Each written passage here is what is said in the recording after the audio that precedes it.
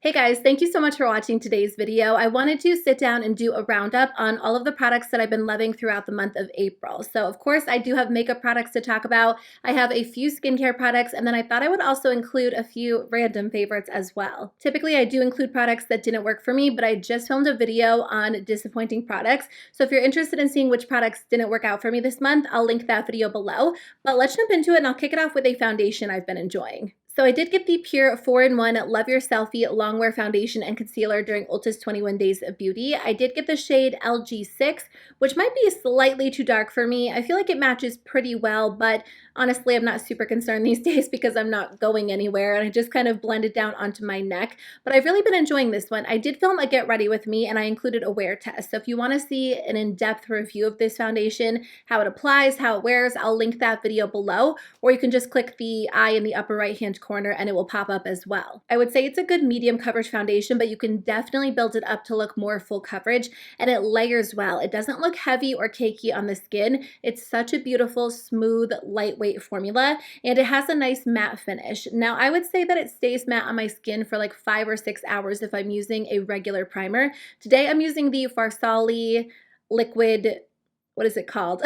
I can never remember the name of this product. It's like their liquid powder serum. That works really well to keep my skin matte throughout the day. So if I'm going for more of a long wearing look, typically I'll wear this foundation with a mattifying primer like that one, and it stays in place a lot better for me. But I enjoy this one because if I do want to go a little bit more natural with my foundation, but I still want to even out redness or acne or breakouts, this is a great option because it does cover redness and breakouts and scarring, but it allows my natural skin to show through, so you can kind of see my freckles if I go in with a lighter hand. Today I kind of built it up for more of a full coverage look, but it's just a great foundation because you can wear it so many different ways. I do have a new concealer combination that I've been loving so much. So I recently decluttered my concealers, and I got rid of quite a few, either formulas that didn't work well for me or concealers that were the wrong shade. And instead of running out and buying new concealers, I told you guys that I was going to focus on what I had and kind of see what I was missing in my collection. Well, since I've been trying to really shop my stash, I've been mixing a lot of products together, foundations, concealers, blushes, and just kind of layering different finishes to see what works well for me. So I like these two concealers on their own, but mixed together, they are so perfect. So the first one is the ColourPop Pretty Fresh Hyaluronic Creamy Concealer. So I have the shade Light 45W, which is just a little bit too dark for me, and that's another reason why I do love mixing it with this other concealer because it does kind of lighten it up. But this is such a nice everyday concealer. It's very hydrating, very comfortable. It blends out so well, and it's almost more of like this moussey, airy texture. So it feels good on the skin. I do like wearing this one, on an everyday basis, but I do find that because it is so hydrating, it tends to crease on me pretty quickly, and on top of that, it just isn't as long wearing as I would typically like. So that's where the e.l.f. 16-Hour Camo Concealer comes in. I have the shade Light Sand, which is just a little bit too light for me right now, so these do balance each other out really well, not only in color but also in formula. The e.l.f. concealer is incredibly long wearing, it's super mattifying, and it's definitely a true full coverage concealer. Sometimes if I'm wearing a full coverage foundation, adding on a full coverage concealer can just be a little bit too much. So I find that mixing these two formulas together is perfect because you get the blendability and the comfortable feel of the ColourPop concealer, but you get the longevity and the matte finish of the e.l.f. concealer, and they just work so well. I'm wearing them today, and I feel like it just kind of gives my under eyes a very smooth, even effect.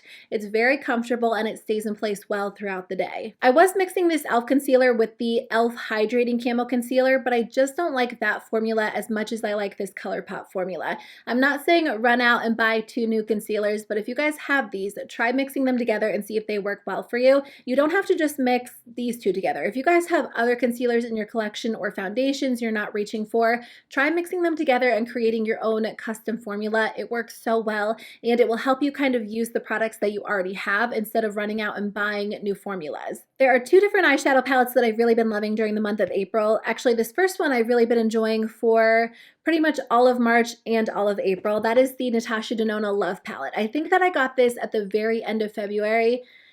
because I purchased it. Yeah, this is my February palette. I'm trying to think. All of the months are starting to run together, but this is such a gorgeous palette, and I'm so glad that I love it as much as I do. I actually just did a new eyeshadow palette ranking video. I featured all of the new eyeshadow palette releases that I've tried this year, so I'll link that below. This one made it pretty high on the list because the formula is so good, and the colors are just so rich and intense. The only other Natasha Denona palette that I have in my collection is the Sunrise palette, and I did enjoy that one, but I definitely felt like there were a few inconsistencies.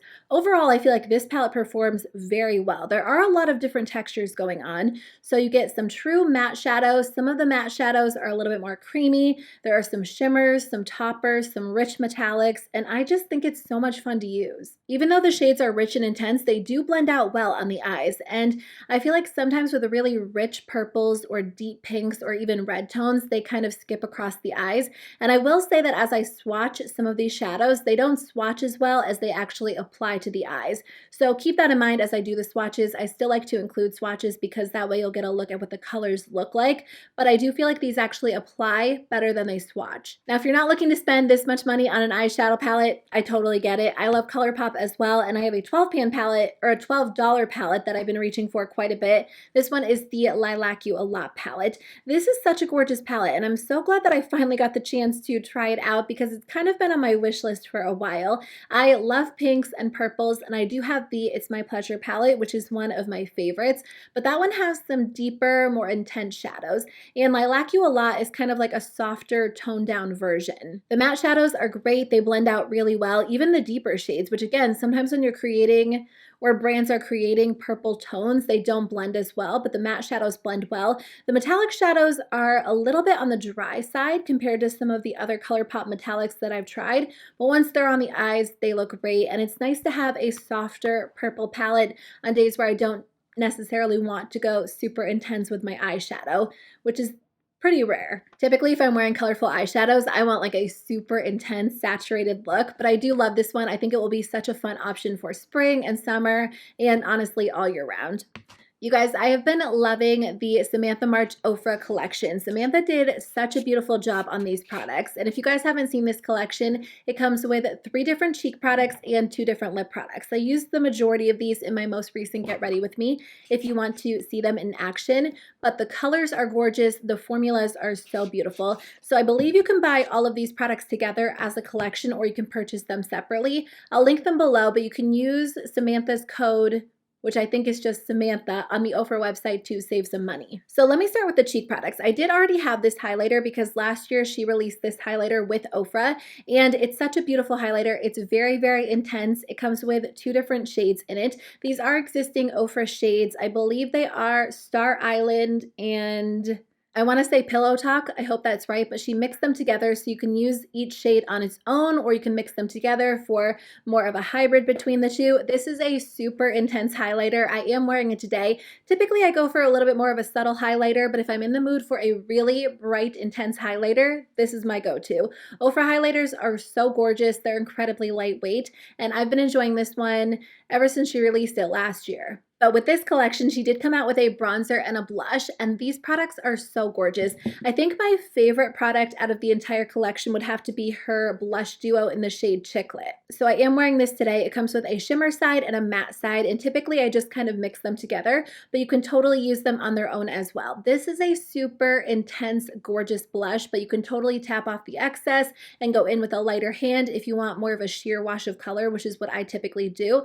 But I do think if you have a deeper skin tone, this would work well for you too, because it is a very rich pigmented blush, but the colors are gorgeous and they work so well together and on their own. She also created this gorgeous bronzer. This one is called River, and I'm always very intimidated by bronzers that have shimmer in them, but this bronzer is different. The shimmer is so subtle that it just gives your cheeks a very natural sheen, and it doesn't look like you're wearing a full-on shimmery bronzer. I had never tried any blushes or bronzers from Ofra, and the formula is great, and I really think Samantha did such a great job on these colors. She also came out with a lip duo. So there is a long-lasting liquid lipstick in the shade Story, which is a really pretty kind of like deep rosy mauve. And then she also created Millie, which is a gorgeous sheer shimmery lip gloss. So I've just been enjoying this entire collection. I think it's so beautiful, and Samantha did an amazing job. So if you guys have been eyeing it, I do recommend it. I don't think you would be disappointed at all. I did want to mention these brushes from the brand KALEIDOS. KALEIDOS creates a lot of gorgeous products. They are an indie makeup brand. They have eyeshadow palettes, lip products, highlighters, and they sent me this brush set in the mail a few months ago. This video is not sponsored. They have no idea I'm mentioning these, but these come in handy so often. I find myself reaching for them nonstop, and they just blend product out so easily, especially colorful eyeshadow. Even when you have a good formula like Natasha, Denona, or ColourPop, sometimes more colorful, intense shades like purples and pinks can be a little bit more difficult to blend out onto the eyes. So it always helps having brushes that work really well to blend the color out. And I reach for these brushes all the time, especially if I'm using more colorful shadows like the ones that I mentioned today. So I had to include them in today's video. You can get the entire set for, I believe, $19. So that's less than $4 a brush. And all 5 of these brushes work well, and I reach for them all the time, especially the larger fluffy brushes, the pencil brush. I mean, there isn't a brush in this entire set that I don't like. Speaking of brushes, you guys, I saw the best brush washing hack on Twitter. Jamie Genevieve actually created this, so I did not come up with this on my own, but I wanted to share it with you guys in case you did not see it. I'll link the original video below, but I did share it on my Instagram, so I'll put the video that I filmed for Instagram on the screen for you guys. I would put her original video on the screen, but I don't know if that's breaking like the copyright rules, so I'll link it below. But it was so genius, and it worked so well that I've washed every single one of my makeup brushes. I'm embarrassed to say how long I had like a stack of makeup brushes that I hadn't washed because I just dread it. It's such a long process. It's so boring. It's so tedious. And honestly, it just takes forever. And I thought that I had a pretty good system down. I bought this cutting board at IKEA a long time ago that has ridges on it. So I would kind of run the brush along the ridges and, you know, apply cleaner and rinse it out. And it would go a lot faster than it did in the past. But this trick works so well. So I have one of these like mesh strainers. They sell them on Amazon for a few dollars. I'll link them in the description box below if you guys are interested, but I'm sure you can find them anywhere, Target, any store, but I know a lot of us are not leaving our houses right now.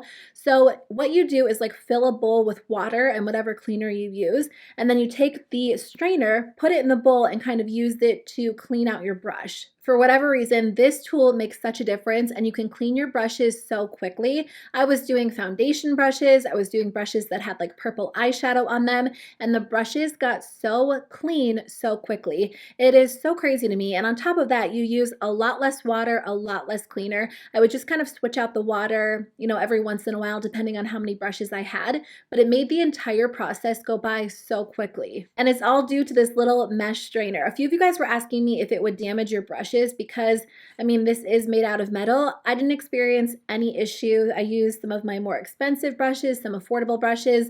In fact, I felt like they looked like they were in better shape than when I used my cutting board. When I was using my cutting board, I would rub the brush back and forth, so I felt like the bristles might get a little bit crazy, but with this, I didn't experience any issue. My brushes were not damaged at all. So that's just a little brush washing hack. I feel like I have to tell everyone about it because washing brushes is such an intense task, and you have to like work yourself up to do it. So this makes a big difference. And honestly, I've actually washed my brushes like 2 or 3 times since then. Not all of them, but like my go-to brushes, because it feels like such an easy process with this tool. Okay, I guess I'll share my other random favorites. So this is completely random. It's not beauty related at all, but I've been loving these glass straws so much. I think that these are so much more enjoyable to drink out of than metal straws. So I do have metal straws, and metal straws work perfectly fine. I've had mine for years.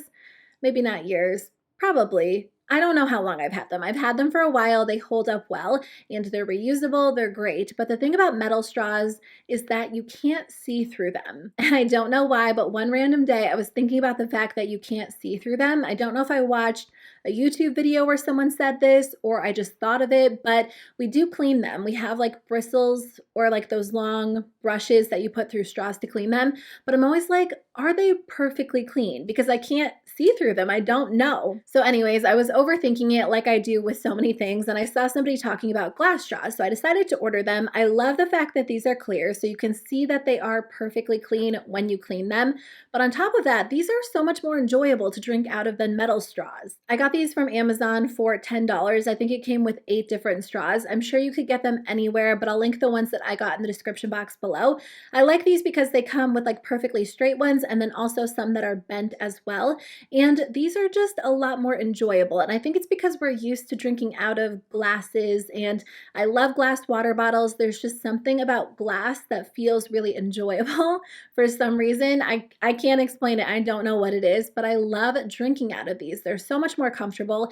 And on top of that, they are a little bit thicker than metal straws. So when we're drinking like a green smoothie, it's just a lot easier. My last random favorite is a game for my Switch. My husband and I do have a Switch. We don't play it all the time, but we go through these phases where we are obsessed with Mario Kart, and we play for hours and hours, and then we'll put it away for a few months, and then we'll play Mario Kart again for hours and hours. So anyways, now that we've been at home a lot more, we were kind of playing Mario Kart, and then I saw a lot of people talking about Animal Crossing, and I had never heard of it, but I decided to download it. I didn't even know what it was.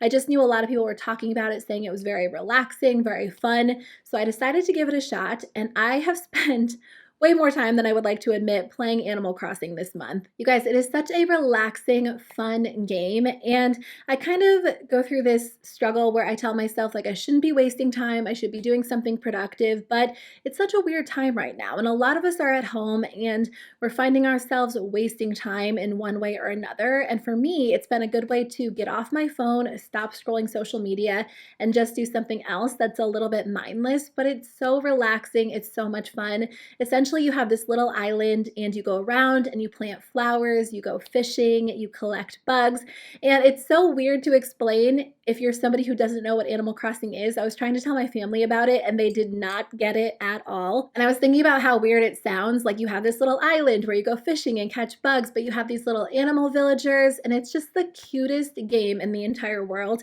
And because it's like set on this island by the beach, I just find it to be very relaxing, and when I want to kind of waste some time, do something a little bit mindless, that is what I love to do because it doesn't create anxiety like scrolling social media might, or even watching some TV shows might. Okay, let me finish up and talk about the 2 skincare products that I've really been enjoying. Like I've told you guys many times over the past few months, I've been dealing with a lot of texture, clogged pores. My skin has not been the best, and I have really been enjoying the First Aid Beauty Radiance pads. Those have made a big difference for me. I believe those use lactic acid and glycolic acid, and they're great. They work well, but during the month of April, I wanted to try something a little bit stronger. I recently read a really helpful article about the difference between AHAs and BHAs, so if you guys are interested, I'll link it below. I am not a skincare expert by any means, but I'm always trying to learn and, see what worked well for me. So I decided to try out a BHA after reading that article, and I have tried this in the past, but